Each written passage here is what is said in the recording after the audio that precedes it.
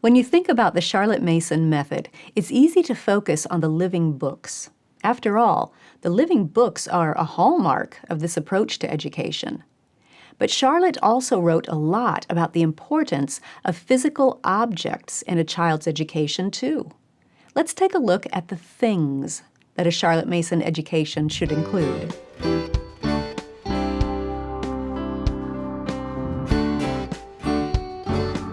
Welcome to the Simply Charlotte Mason podcast. I'm Sonia Schaefer.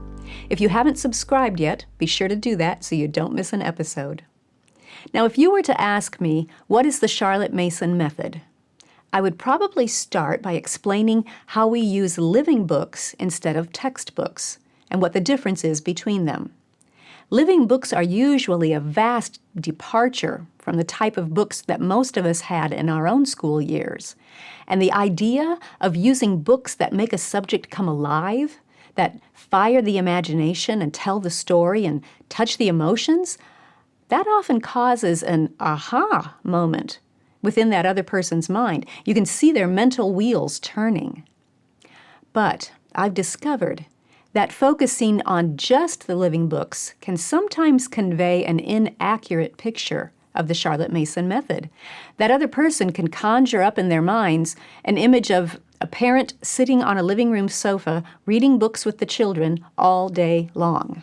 They get the impression that living books are used for all of the school subjects and that the children are reading and narrating all the livelong day. But that's not the Charlotte Mason method. When Charlotte described the ideal curriculum for children, she stated emphatically, "The sort of curriculum I have in view should educate children upon things and books." School Education Preface. Are living books important? Absolutely. As a Charlotte Mason educator, you can spend a lot of time and effort researching and reviewing and selecting and scheduling good living books for your students to read. At Simply Charlotte Mason, we've invested countless hours doing that legwork and planning for you, so you can simply enjoy the best books along with your students. Check the description for a link to our curriculum. But it's easy to put so much focus on the books that we forget how much of a role physical objects play in a Charlotte Mason education, too. So let's take a fresh look at the sort of curriculum that Charlotte had in view, one that educates your children upon things as well as books. When you step back and take a bird's eye view, it might surprise you to realize how many subjects in a Charlotte Mason curriculum are based on using things rather than on reading living books. Living books are the main component for just 5 subjects: history, Bible, science, geography, and literature. Now, those are important subjects, and the use of living books to teach them effectively is undisputed in Charlotte Mason circles. What's interesting is that 4 out of those 5 subjects also involve things to supplement the living books. In history lessons, geography lessons, and Bible lessons, Charlotte recommended using pictures and maps to supplement the living books. And in science lessons, she encouraged teachers to couple the readings with experiments and, in the later years, what we would call lab work, using various kinds of apparatus, such as a stethoscope or a thermometer or a microscope. So even those core subjects are not all reading and narrating. Things are involved. And there are other subjects that are taught almost exclusively with things. Nature study focuses on, as Charlotte put it, the things of nature in their own places, meadow and hedgerow, woods and shore. Home Education, pages 55 and 56. Nature study is a time to set the books aside. Go outside and gain your own first-hand relations with God's creation. That's when you form a personal knowledge of, say, phoebes. We have a pair of phoebes that have built a nest on our front porch pillar. We noticed the mama bird sitting in that nest. So we eagerly watched for the baby birds to hatch, and now we peek through the window blinds to see if the mama and daddy bird is flying in, and then they'll land on the edge of the nest and drop insects into those baby birds' outstretched necks and open wide throats. We've noticed how whenever we go in and out of that front door, because we do still live here, we have places we need to go, the mama bird or daddy bird will perch on a nearby bush or a tree branch and send out this regularly paced, reassuring chirp. It's a different call than their usual Phoebe, Phoebe, and I wonder if it's a special call for the baby birds to know that the parent is still nearby and will be coming after the danger is past.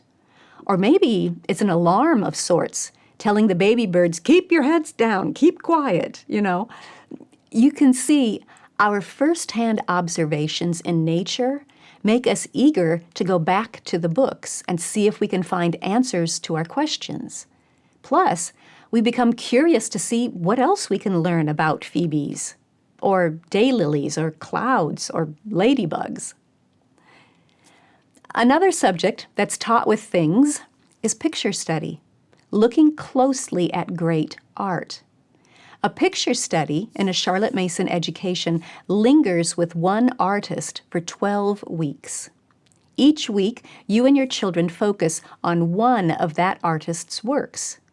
You interact firsthand with that piece of fine art. And if you can arrange a visit to a museum to see the original, by all means, take advantage of that opportunity. Adding beautiful images to the picture gallery of your mind is done through things, excellent art prints.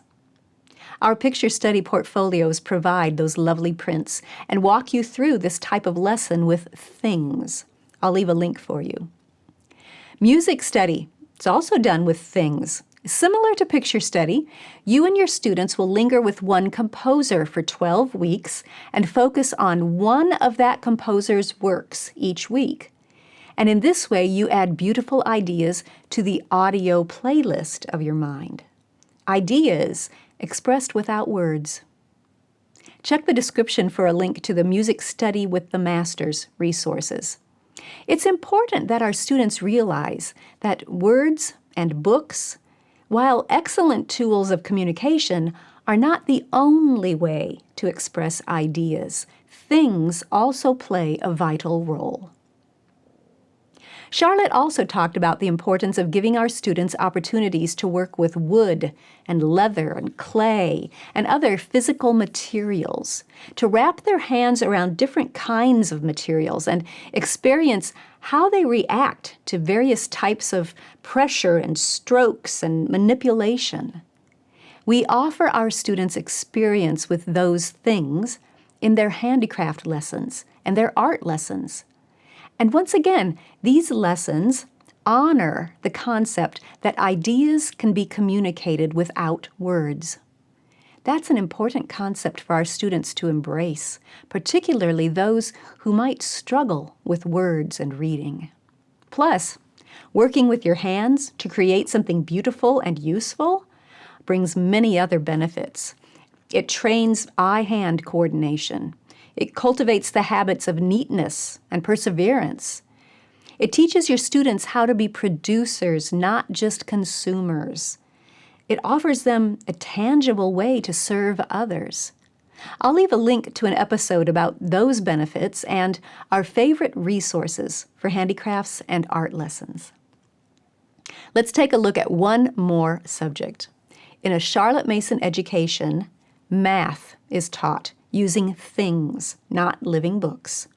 She said, mathematics seem to fall outside this rule of literary presentation. Mathematics, like music, is a speech in itself, a speech irrefragably logical, of exquisite clarity, meeting the requirements of mind. A Philosophy of Education, page 334. So math is taught using a variety of household objects, such as buttons and beans and coins. The student uses those things to prove math concepts for himself, as he is guided to explore how math works. Because he uses a variety of objects, he grasps the idea that math applies generally, not just to a designated math manipulative. And he can use those things as long as he needs to and set them aside when he no longer needs that visual reminder. So why am I emphasizing this idea of things? Well, I guess I want to remind everybody that a Charlotte Mason education is not just for people who like to read. It's not all about living books. Living books are an important component of this approach, but they're not its entirety. History, geography, Bible, science, nature study, picture study, music study, handcrafts, art, math, all of these lessons use things.